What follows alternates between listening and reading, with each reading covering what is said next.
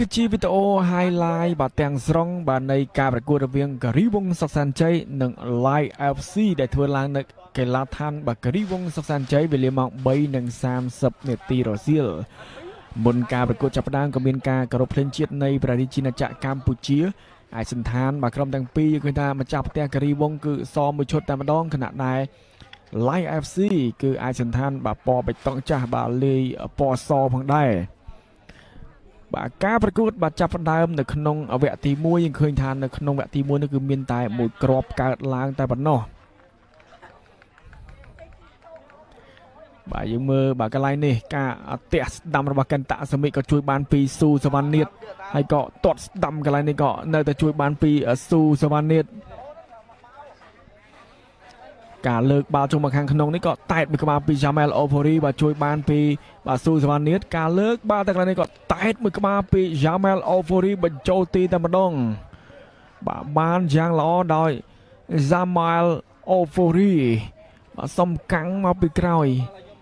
ហើយកន្លែងនេះ AZK ក៏រុញឲ្យ Brandau បា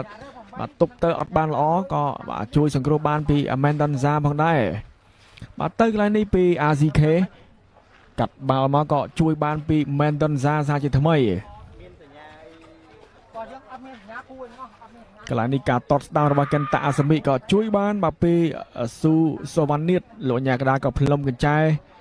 បាទបញ្ចប់ការប្រកួតនៅក្នុងវគ្គទី1លទ្ធផលគឺបាទយើងឃើញថា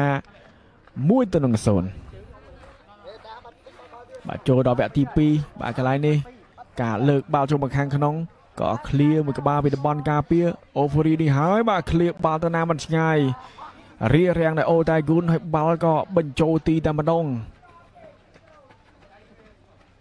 បាទ1-1ការកាត់បាល់ចូលមកខាងក្នុងនេះបាទមួយក្បាលរបស់បាទ ACK ក៏ឃ្លៀផ្ដាច់ពីតំបន់ការពារការលើកទៅម្ដងទៀតកន្លែងនេះក៏ជួយបានពីស៊ូសវណ្ណនាតបាទយើងឃើញកន្លែងនេះហុយសុភិរៈការលើកកោងចូលមកខាងក្នុង ACK បាទទះមួយក្បាលនេះបញ្ចូលទីតែម្ដងនៅនាទីទី90+1ចិត្តបញ្ចប់ការប្រកួតទៅហើយសុភិរៈលើកកោងស្អាតមែនទែនហើយក៏តែតមួយក្បាលបានយ៉ាងល្អបាទយើងឃើញថា ACK ជាអ្នករកក្របបាល់